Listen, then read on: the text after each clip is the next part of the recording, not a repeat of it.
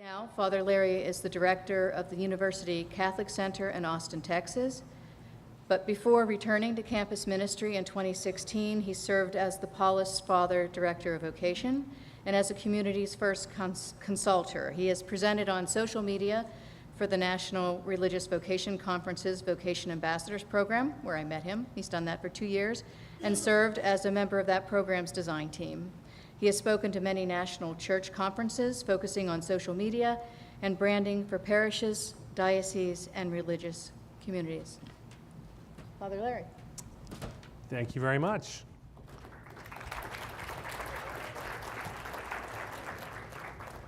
I'm very pleased to be with you. Social media is something that I am very passionate about. I can remember 35 years ago, when I first arrived at the Paulist Fathers Novitiate, I had a portable computer with me. And this was a portable computer that was portable in the sense that if you had 6 cinder blocks and tied a handle around them, you'd have portable cinder blocks. And I brought this thing into our novitiate, which was out in the middle of the woods in northern New Jersey. And all the other novices looked at that and they said, "What is that for?" And I said, "You're going to find out in about 10 years what that's for." It only took them 5, but they did figure out what it was for. So I've been involved in computer-based communications and telecommunications for a long time. And in fact, one of the things that drew me to the Paulist Fathers was their long history of involvement in communications and media. So just a little bit about who I am. Cecilia's already covered the most important things. I should say something about that hat. 2 years ago, when I first arrived in Austin, Texas, I was invited to provide a mass for the Ringling Brothers Barnum and Bailey Circus as they were coming through town. And there was a religious sister who was the chaplain to the circus and who traveled around the country with them. And wherever they stopped, she tried to arrange for mass for the circus performers. And this hat was one that the costumers at Ringling Brothers designed for James Corden, the actor and late night TV host. So it's a big hat and it fit my big head. So as I was touring around backstage, they said, "Oh, we really have to put you in this hat." So one advantage of being basically bald is that you get to wear a lot of interesting hats. Yeah, so I'm the director of the University Catholic Center in Austin, Texas. We serve a campus of about 50,000 students, about 12% of those are Catholic. It's a very big, very busy place. We've got about 12 people on our staff full-time. We see about 1,200 students on a typical weekend. We will usually get between 60 and 120 students for daily mass. So it's a great place to be, and working in campus ministry has always been my first love, and the students there definitely keep me young. Prior to that, I was the Paulist Vocations Director, and it was really as I was working as Vocation Director that it really became clear to me how important social media is for reaching young adults today. It's really the last tool that we have to reach them, and we'll talk more about that in a little bit. I was also the Paulist First Consultor, which meant I was the number 3 guy on our 3-person national leadership team. We have the president, vice president, and then me, so I was kind of the lackey at large, doing whatever the, you know how some job descriptions, the last line is, "and additional duties as assigned by the president." That was my entire job description. That was it. That was what I was doing. Prior to that, I was at the St. Thomas More Newman Center at The Ohio State University in Columbus, Ohio, another big national secular campus. And earlier in my career, I was the associate director at Paulist Media Works, and earlier it was called Paulist Communications. And it was there that I did a lot of work in radio and television production. I did a lot of internet consulting, website design, back-end database design, those sorts of things. But it was really there that I sort of honed a lot of the skills that I used later on in all of my various ministries, particularly around media production. So I really want to get a good sense of who you are and who is in the room. So just so I get a sense of who's in the space, raise your hand if you are a professed religious. Okay, about half, okay. Raise your hand if you are a professional communicator. Yeah, all those hands go up. Good, good. I think it's important to get a sense of what people's experience is also. And the reason for this is a couple of years ago, I was doing a social media workshop for Region 2 of the National Religious Vocations Conference. And we were hosted at the Mother House of Mary Knoll. And in the very front of the room, right in the center, was a Mary Knoll sister. And Sister Marie was probably, I don't know, 90 years old. And I said, okay, who's on Facebook? And Sister raises her hand. Who is on Twitter? And Sister Marie raises her hand. Who has an Instagram account? Sister Marie's hand went up. And I thought, is she just trolling me? You know, or just, and it turns out that yes, she actually was very active on social media. And she saw that as her full-time ministry. So let's go through a couple of different levels and see where everybody is. So raise your hand if where you are is, how do I turn this thing on? Okay. Raise your hand if you still have an AOL email address. Oh. Okay, raise your hand if I'm comfortable with a few social media channels. Okay, getting better. Raise your hand if I'm the one all the sisters ask to fix their computers. I feel your pain. Yeah. Raise your hand if I'm managing multiple accounts, have my own blog and podcast, and I'm live tweeting you right now. In the event that you are live tweeting me, my preferred hashtag is Father Larry So Awesome. Now, I should explain that. This kind of happened by accident. A few years ago, I was doing a presentation for the Diocese of Albany, New York, and one of my Facebook friends was in the room, and she decided that she was going to use that hashtag as she was live tweeting my presentation. And since then, it's kind of stuck. So, yeah, whatever. Okay, raise your hand if I'm only here to see how many mistakes you make. Yeah, you're just afraid to put your hands up. That's fine. Okay, so curious conference attendees ask, what makes social media different? First of all, I think it's important to remember that social media is, really for the first time in our history, a level playing field for people that are trying to communicate. There are very few gatekeepers. If you want to set something up and start posting and putting your message out there, there's really nobody who's going to tell you, no, you can't do that. It's very easy. It is ubiquitous today. Social media is really everywhere. It's on our phones, it's on our tablets. Social media is every place you look. Almost.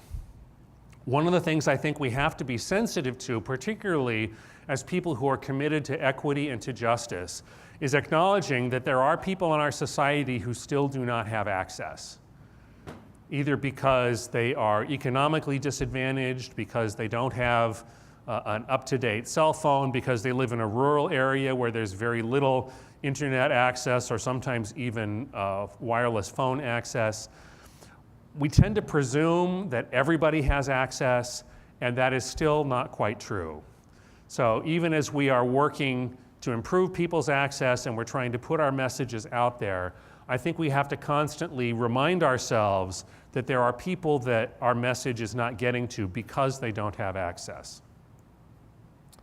It's free. That's good news, because we all have very limited budgets. And social media, at its very most basic level, is a free thing. But the best use of it is not going to be free. The best things that we need to do and that we want to use on social media are things that have a cost associated with them. So ask yourself right now, what is your budget for social media? You know, our budgets are at a base level a statement of what our priorities are, and if you don't have anything budgeted for your social media program, it's time to have a chat with your leadership, because the best tools are not free. Better engagement requires better tools. Okay, social media is different because it's social. Duh, okay. Connections tend to be much more direct and much less mediated. And one of the effects of this is that social media has an effect of flattening hierarchies, because anybody that wants to reach out to you directly can do that. They can click on your link, they can send you an email, they can tweet right at you. It's very direct. And because social media tends to flatten hierarchies, people that are deeply invested in those hierarchies sometimes feel very threatened by it. And that's why sometimes dioceses or religious communities will try and impose some very strict regulations on the use of social media for their members, or sometimes even for their staff. Raise your hand if you've seen that happen. Yeah, there's some fear out there. And that fear is not necessarily unjustified, and we'll talk about that in a little bit. But the fact is that because the connections are more direct, things are not as mediated, it does tend to flatten all those hierarchies. It is also dialogic. It is about conversation and interactivity. And this is a piece that a lot of us miss with regard to social media. And again, we'll talk about that in a bit. But it is a form of communication that is designed to be between people. It's a way of having a conversation and having some important interactions. Okay, social media is shared. By its very nature, if people are looking at your social media posts, they can also see what their friends are posting. And that is how it becomes social. That's how we build a network of interested supporters. Social media is also light touch. And what I mean by that is, it is a way for us to reach out and connect with people, and to connect with a lot of people, but those connections are not going to be very deep.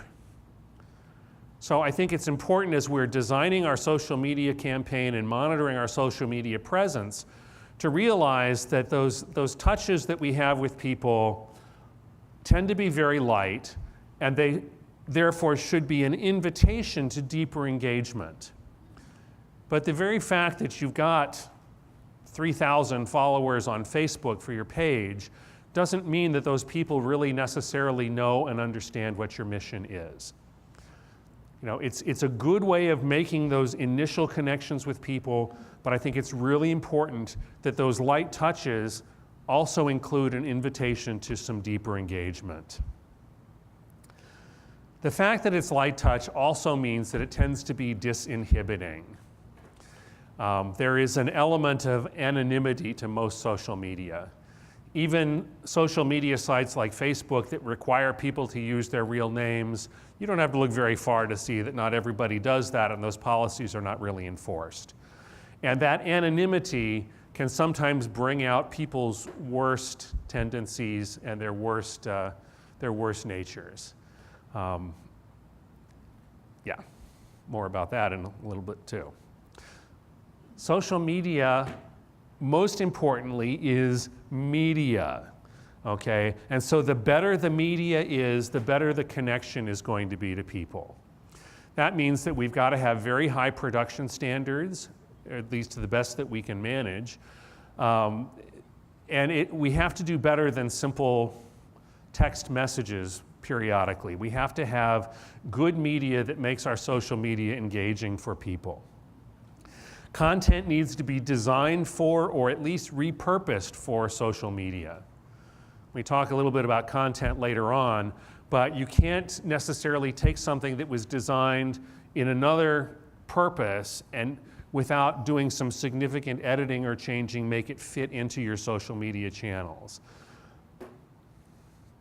Okay, we are competing for eyeballs. The whole world is on social media now, and it is a constant stream for everyone. The analogy that people often use is drinking from the fire hose. And because of that, our media has to be compelling. Because otherwise it's too easy for people to simply scroll past the things that we're posting. And that means we have to at least match the production standards and the content standards of all the other posters that we're trying to get past.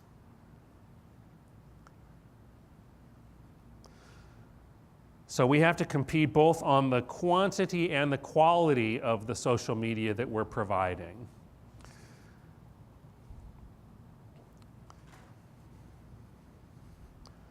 Okay, this is an interactive medium. And this is really important. Social media is not broadcasting. Now, as somebody who started work in communications for the church in broadcasting, I'm very fond of broadcasting. I think it's really useful. But that's not what social media is. And a lot of people, and in particular, sometimes our leadership who don't necessarily understand social media really thoroughly, think of it as a broadcast medium. So they'll say, we need to put out a press release, or we need to get this out to everyone. And that's okay, but that's only half the story for social media, because people are going to respond. There is going to be some interactivity. It is not a one point to many points broadcast, but it's a whole network or web of interaction. And if we treat our social media as if it's just broadcasting, then we're only using half of its power. Social media, regrettably, is a moving target. You know, it's evolving all the time. There are new services, new sites, new media available to us all the time, and it is a challenge to keep up. Today's Facebook is tomorrow's MySpace. Does anybody remember MySpace? You know, one of those really early social media sites that basically let everybody put up their own little web page on MySpace. And today it's gone. It's just gone. And Facebook is the largest social media platform right now, but that's not necessarily going to be true 5 years from now. Don't tell Mark Zuckerberg I said that. Because the fact is, generations change. The other thing that makes social media a moving target is that the algorithms and policies of all the sites that we use are constantly shifting. Everybody talks about Facebook's mysterious algorithm about what they show people. And some of you may remember the Facebook apocalypse of about 4 years ago when they changed it so that you were only going to see a tiny percentage of the things that you post going to the people that like your page. And do you know why they did that? Because they want your money. Now you have to boost your posts on Facebook to get them in front of the people who already like your page.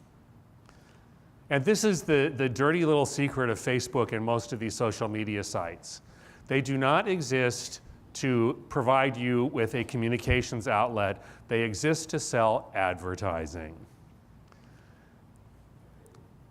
You know, and as we often say in the world of social media, if you're not paying for it, then you are not the customer, you are the product that is being sold. So yes, you have to pay for it now because that's what their algorithms and their policies require. What you can post, and sometimes even what it looks like, are controlled by the companies that we are working with to get our materials out there. I spent a tremendous amount of time as a vocation director composing really gorgeous looking visuals that had only a tiny bit of text in them because that's what Facebook would allow. Some of you may have seen that. The algorithms that they use to decide who gets seen and who doesn't are a black box for us. We don't really know how those things work. Sometimes I think even Facebook doesn't know. But those algorithms shift over time. Some of you, probably most of you, have seen this ubiquitous posting that goes around on Facebook that says, oh, I've figured out how to crack their algorithm that only shows you your 26 closest friends. That's a hoax. That is fake. That is not true. Don't post that. When your friends post it, tell them to take it down. All that does is increase the noise in the room. It doesn't work that way. That's not how this works. That's not how any of this works. One person heard that commercial. Thank you. Okay. It's interactive because social media prompts engagement and action. We don't just want to get a message out to people. We want them to do something with that message. We want them to like, we want them to comment, and we want them to share. Those are the easiest ways of responding.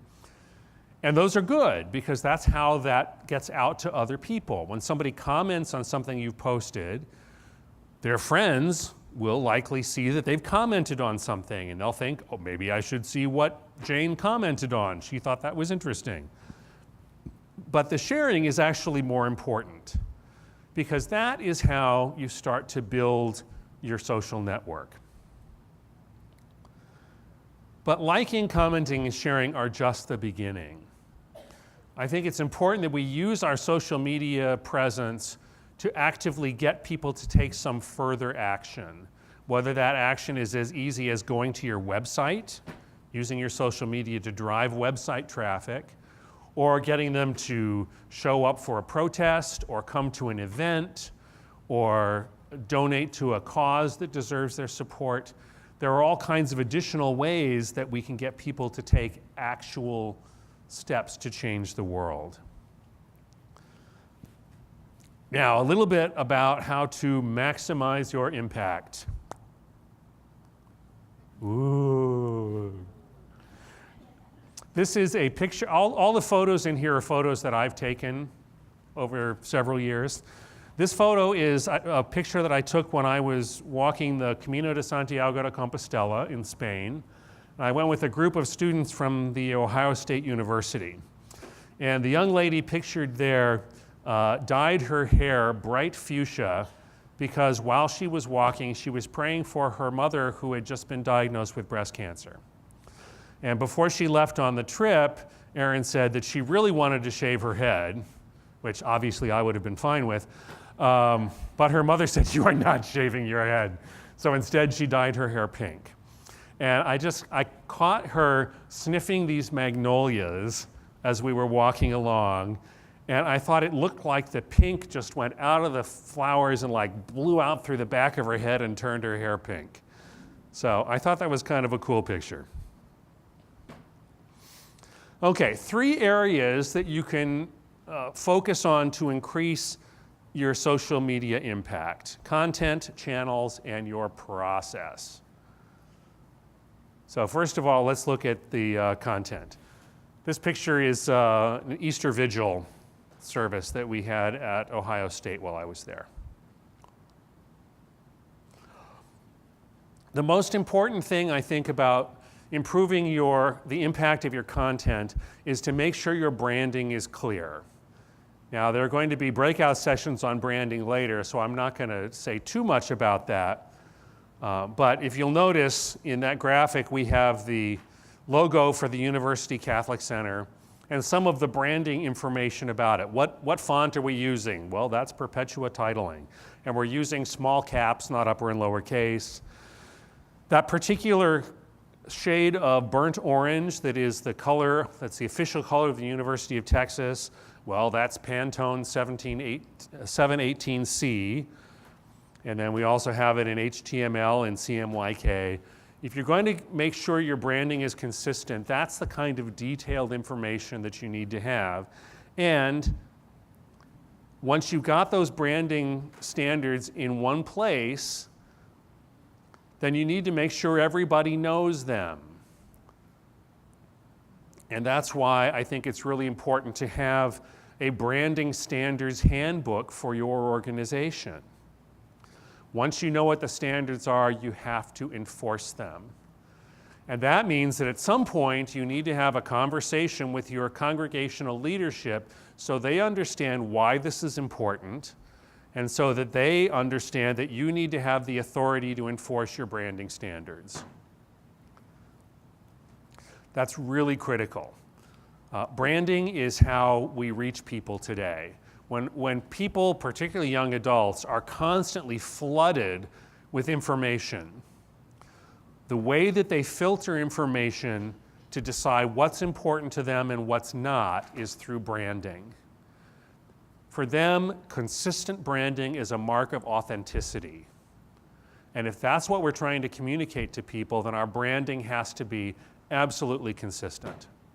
When I first got to the Newman Center at Ohio State, one of the first things we did was we engaged a local branding consulting firm to help us tighten up all of our branding and put together our branding handbook.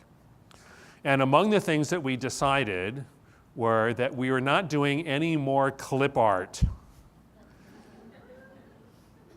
You know, clip art was great in 1985. But it doesn't work anymore. Clip art makes you look old and irrelevant. So instead, our branding standards were that we're doing everything in color and we're doing everything with photographic art.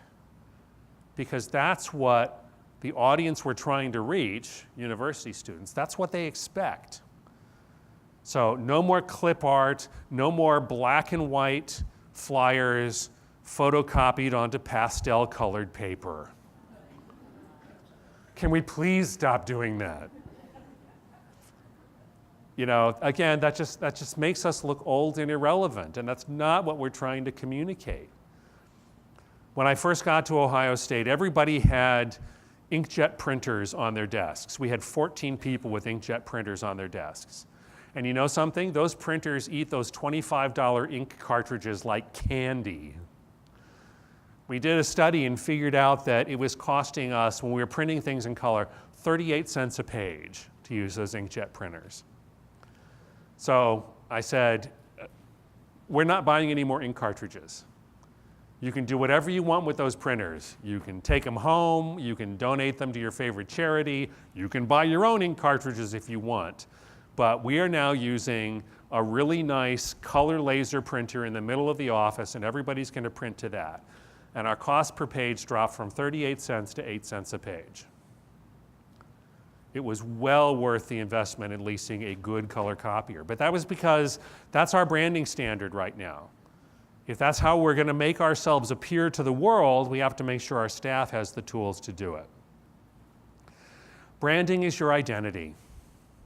It's who you are as a religious congregation. It's the embodiment of your mission. And it is how the world is going to understand who you are. And it's how people will find you. Branding is the filter that tells people who you are and what you're about. And as I said, it's a mark of authenticity. And particularly for young adults, that is super critical. Because for all of their challenges, the generation that's in college today is searching for authenticity. In fact, their religious attitudes are sometimes mischaracterized as conservative because they are very fond of a lot of traditional devotional practices. But the fact is they're not conservative. If you look at their attitudes towards social justice, if you look at their attitudes towards economics, towards all kinds of social issues, they are not conservative in any of those areas. But for them, those very traditional devotional practices represent authenticity in terms of their faith. And that's what they're searching for. And so if our branding represents us authentically, that will get through all of their filters and they will know who we are and understand what our mission is. It is vitally important to keep content current. And yes, that is a picture of a chicken crossing a road. You know, when I'm walking around with my camera, I'm constantly looking for interesting visual representations of all kinds of cliches. This is how memes are born. Okay, we've got to be posting new content every single day. Every single day. And that's because social media is easily thought of as a stream. And if the flow stops, people are going to look somewhere else. So you can think of it as a stream. I also think of it as a ravenous monster that constantly has to be fed. And we'll talk a little bit when we get to your process about how you keep that monster fed. But it has to be new every single day. And that means you also have to remove dated content. Now, on most social media sites, your dated content eventually is just going to disappear downstream. But take a good look at your congregational website. And if you have things that you need to keep online, put them in kind of an archive area and make sure the front page of your website is all current, relevant information. If people go to your website and they see an invitation for an event that you did 3 months ago, what that communicates to them is no one is paying attention. So take down the old content. If you're using a content management system to maintain your website, which I recommend, most of those content management systems will have a built-in expiration date that you can put on the posts that you're putting up. So please use that if you have that facility available so that old stuff isn't cluttering up your site.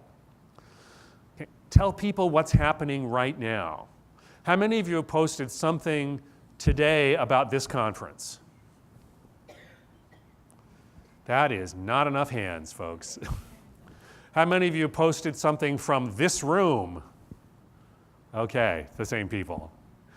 Yeah. People need to know what you're doing and why that's important. It's also important to tell people about what is about to happen. Okay, there are lots of ways to do that, but if you are on Facebook and you have events that you're planning, use Facebook events to invite people. That's one of the most useful functions on Facebook, and we don't use it nearly enough. Now, I'll give you one caveat about that. When people are responding to a Facebook invitation, their options are, no, I'm not going, yes, I'm going, or I'm interested. And I'm interested does not mean anything. I'm interested means I think somebody else should go to this. You know, that is not a positive reply because it's like clicking the like button. Yeah, this is interesting, fine. But it doesn't mean they're going to show up for your event. I can tell you that from experience. Post about the past only if it's extraordinary or if most of your audience was there or if they wish they were there. So after an event is done, you can post some content from what your event was, but it is not necessarily interesting to post something that happened last year. Now, the exception I would make to this is something that is interesting in your congregational history. I think those are important things to put out there, again, because that is another marker of authenticity. You know, we've been around for 200 years, and here's a throwback from our earliest days in ministry or in our mission. Okay, personality is engaging, and people need to know who you are as a congregation, and they need to know who you are as individuals. So you should be recognizable and human, and so should your community be. And I think that it's important to be brave in using humor on social media. I've always believed if you can get people to laugh, you've gotten them to think about something. So I post a lot of funny stuff whenever I get a chance. I've also discovered, to my horror, that in photographs, I take a much more interesting photograph if I'm making a funny face than if I'm just standing there. I don't know what that is, but it seems to be true. And yes, that is me in a Starfleet uniform. Everybody needs to be into something. I am apparently into Star Trek. Last spring, our Knights of Columbus were doing a Friday during Lent fish fry. They were going to do the Stations of the Cross, and then we're going to do a fish fry at the Catholic Center. They set the kitchen on fire. Big grease fire in the kitchen. So I get the notification from the fire monitoring company, and I get a text message, not a phone call, but a text message from the Grand Knight of our council saying, the kitchen's on fire. And as soon as I was sure that it was under control and they'd put the fire out, within 5 minutes, I'd posted this meme to our Facebook page saying, no fish fry, station's still on. This is a classic internet meme with the little girl who's kind of slyly smiling while her house burns down. Everybody remember what February 14th was last year? It was Ash Wednesday. So I thought, what could be more perfect on Valentine's Day than to put together a bunch of those little candy conversation hearts that say, repent, and ashes, and you are dust, and giving you up for Lent. Now, I actually looked into having a candy company print those up, and I was really tempted, but it would have cost me about $800 to get enough of them to make it worth doing. So I thought, I can't do that. That's too expensive. But there is a candy heart generator online, and you can go to their website, and they will bring up graphics of little candy hearts. So I thought, this is what we used as our Facebook, our banner at the top of our Facebook page for Ash Wednesday. Okay, in terms of personality, I think it's good to ask, who are your brand ambassadors? And this is kind of a term from the world of marketing that says, who are the people that are out there that best represent you? Who are the people that are interesting, that embody the work of your congregation and your mission and charisms? Know who those folks are. So one of the ways to figure that out is who's already representing you online. You probably have members that are fairly active on social media. Find out who they are and start to collaborate with them in your social media. How are they connected to you? Some of those may be individuals, some of them may be institutions that your congregation is connected to. So if your congregation runs a hospital or a school, those organizations often have their own social media or communications team. And this is a way that you can collaborate with them to promote both their mission and the mission of the whole congregation. Those collaborations are part of how you build your network. That is a meerkat. And no, I was not in Africa. I took that picture of that meerkat at Walt Disney's Animal Kingdom in Orlando, Florida. So a little bit about some social media channels. Oh, our old friend Facebook, we love you and we hate you.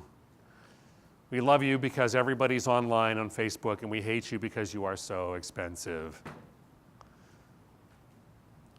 It's really important to be on Facebook, and it's important to spend some of your advertising dollars on Facebook. The good news about Facebook advertising is it can be as targeted as you want. You can take the easy way out and boost your posts and set ads to people who like your page and their friends, and that's a good way of reinforcing your network. But if you're trying to reach new people, you can be very targeted on Facebook. So periodically at the Catholic Center in Austin, for our Facebook advertising, we will target men and women between the ages of 18 and 25 at the University of Texas. And sometimes we'll even be so specific as to say that have the word Catholic somewhere in their profile. Depends on what we're advertising. And that can be very specific, and you can spend $20 and reach an extra 3,000 or 4,000 people, depending on the audience that you've chosen. Back when I was vocation director, I would periodically get phone calls from various diocesan newspapers, particularly in the Archdiocese of New York. And they would want me to advertise for their special vocations issue that they did every year. And they would want between $1,500 and $2,000 to run an ad. And this is like a quarter-page ad in the diocesan newspaper that no one under 60 is ever going to read. And I would explain this to their ad salespeople, and they would say, oh, but their grandparents are going to read it. Really? Yeah, you're not even trying anymore. No, we don't do newspaper advertising anymore because the sad part is sad for me anyway, people aren't reading newspapers. But the number of targeted Facebook ads I could get for that $1,500 is amazing. And I can very directly reach the people that I'm trying to get to. It's a much better way of doing that sort of advertising. One corollary to the fact that nobody reads newspapers anymore is what we found out in Texas at the University Catholic Center is that nobody reads parish bulletins either. We were printing 400 bulletins every single week, and we started counting at the end of Sunday to see how many were taken home. And out of the 400 we printed, 20 were going home. And all the rest were going right into the recycle bin. So we don't do that anymore. All of our advertising, all of our publicity is all done through social media. And we'll talk a little bit more about how we do that in just a bit. Oh, Twitter, we love you and we hate you. We need to be on Twitter because so many people are on Twitter, but Twitter is in some ways really a cesspool of bots and bad behavior.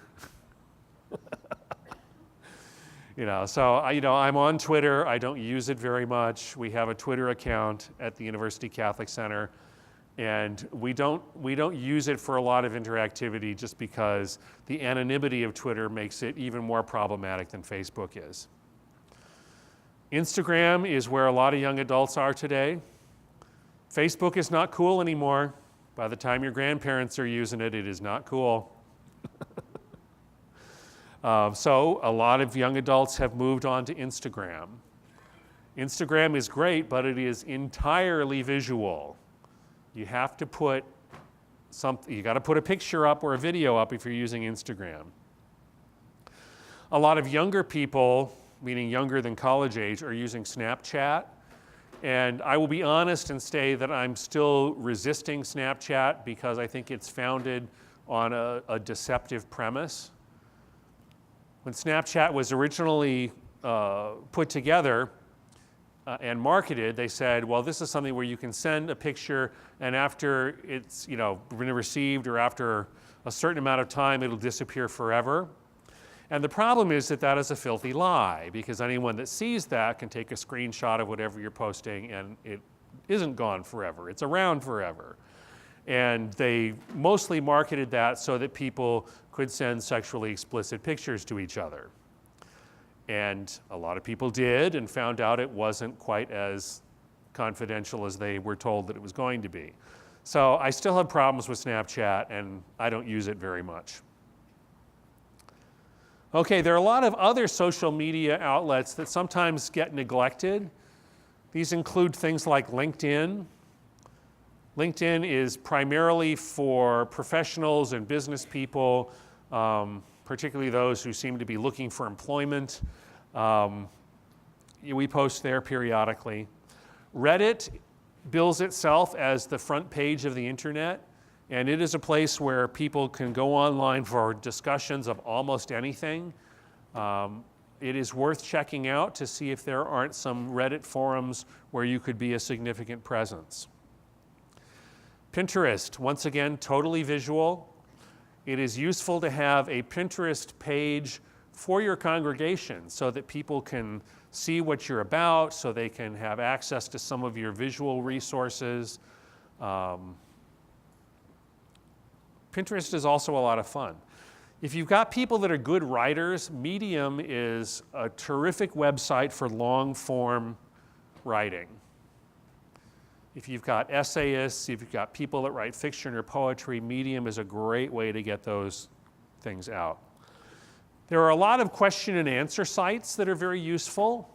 I'm on Quora, Quora, and about 6 years ago, I answered a question on Quora, and the question was, what is it like as a Catholic priest to hear confessions?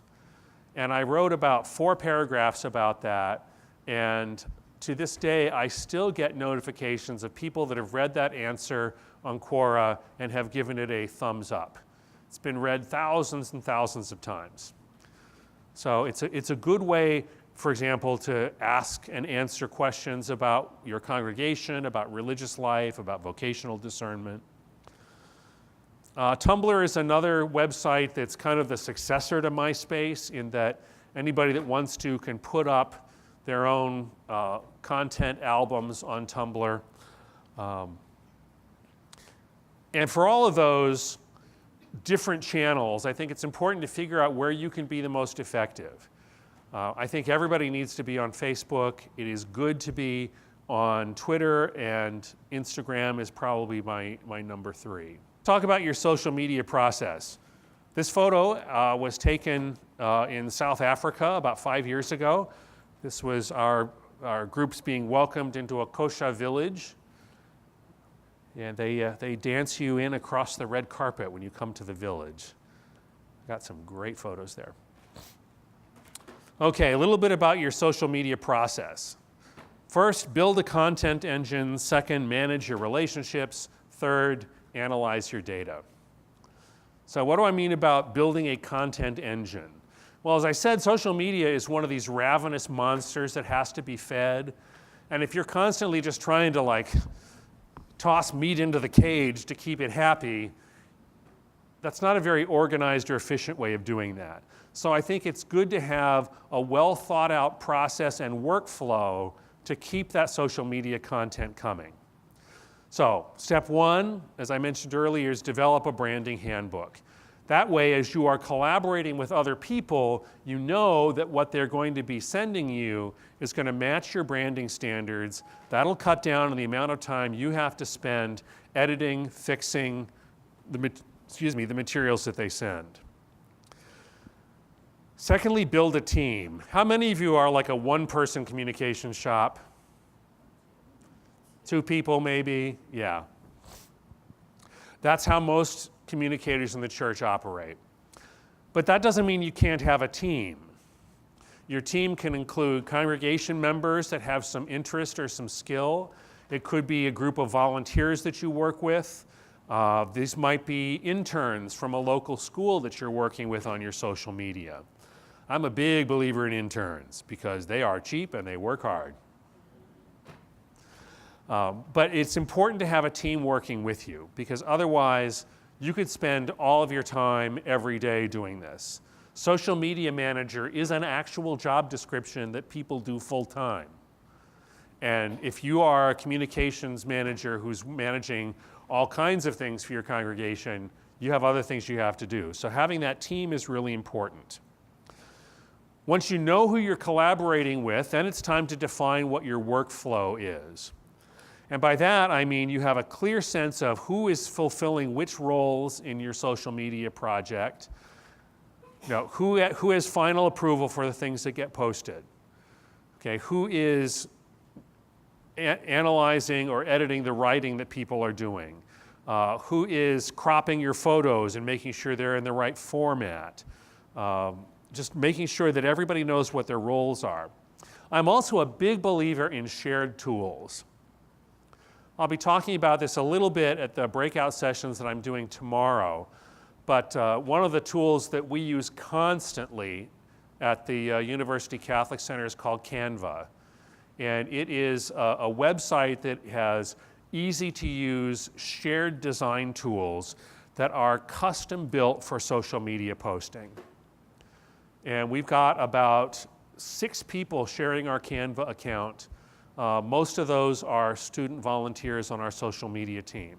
But we've uploaded a library of standard photos we use. We've uploaded all of our logos.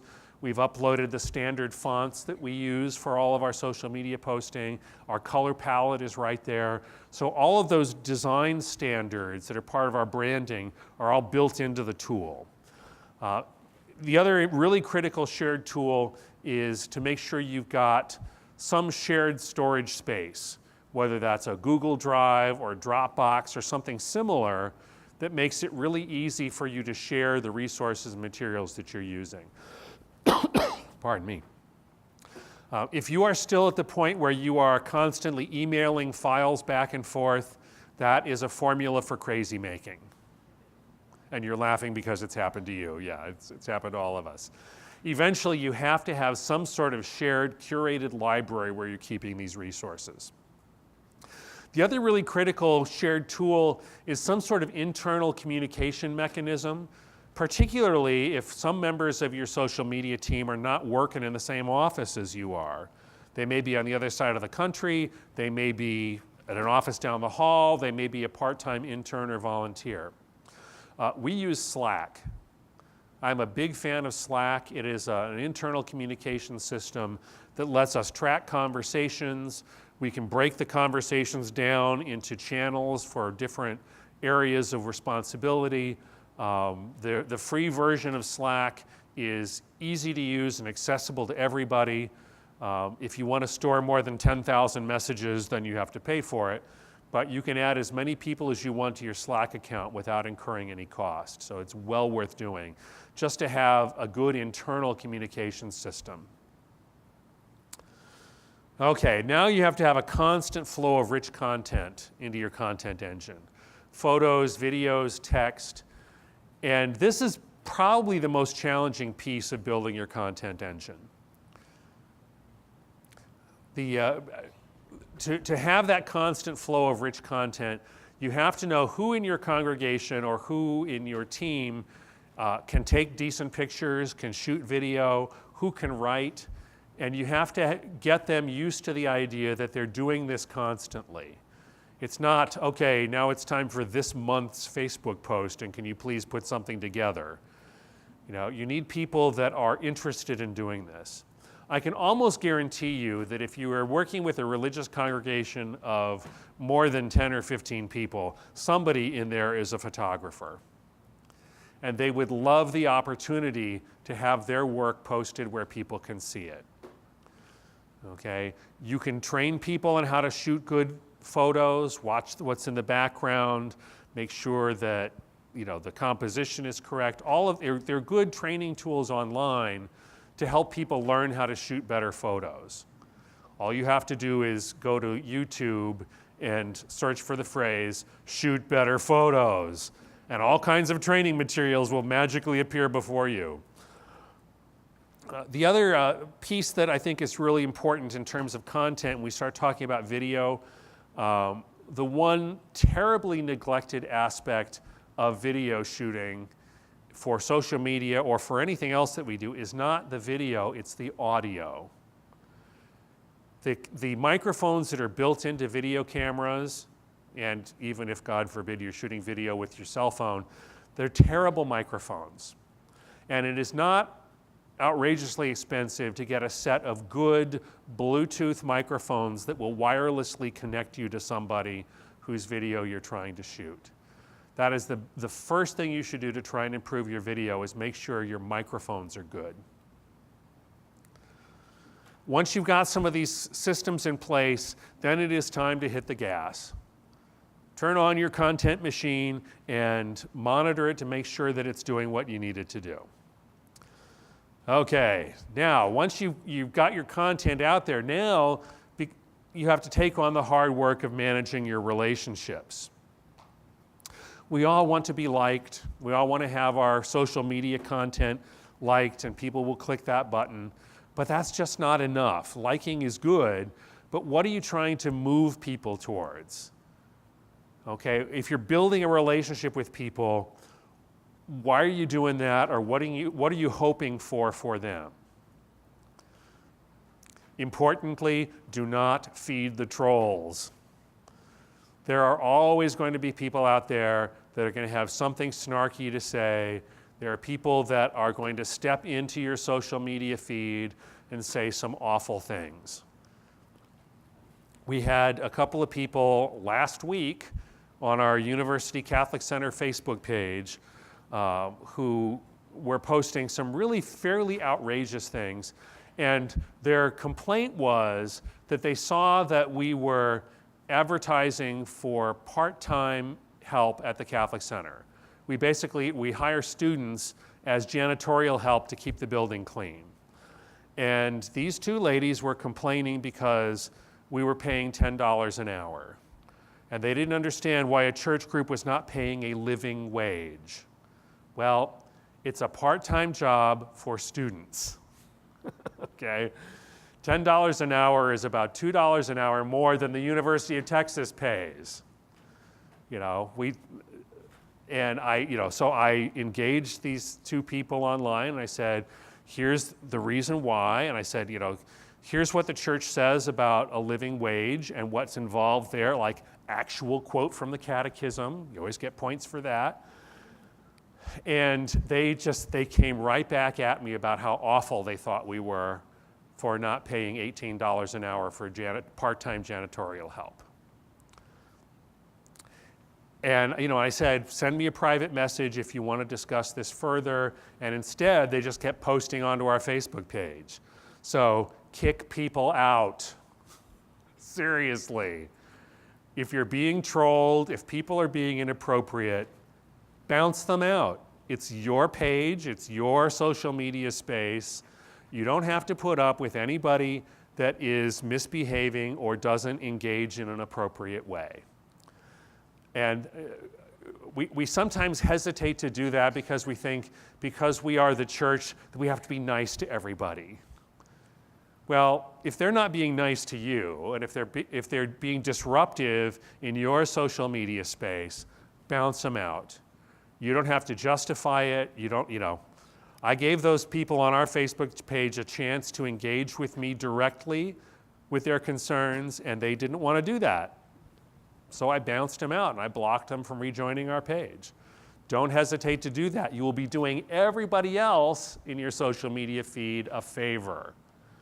When you set up a public space like that, you have the obligation to make sure that you are maintaining those things appropriately. Okay. That, as you may recognize, are Lego minifigures.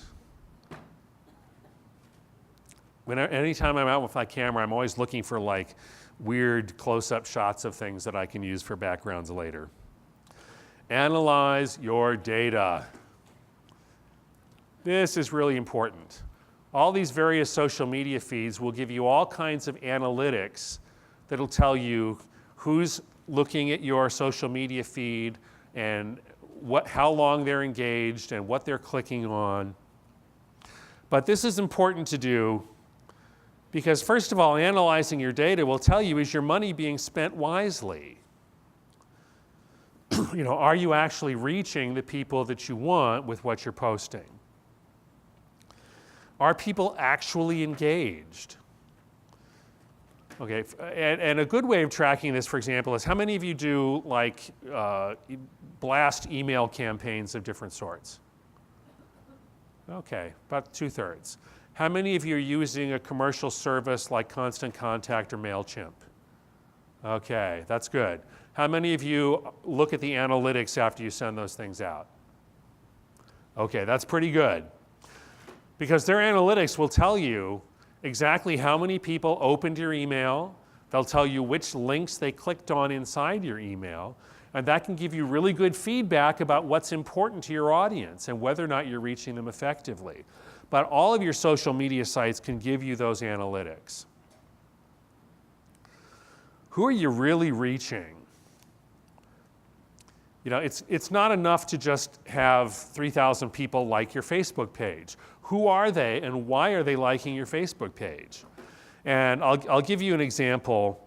The Paulist Fathers, about 12 years ago, launched a website called Busted Halo. Heard of that? Yay, okay. You are not the audience.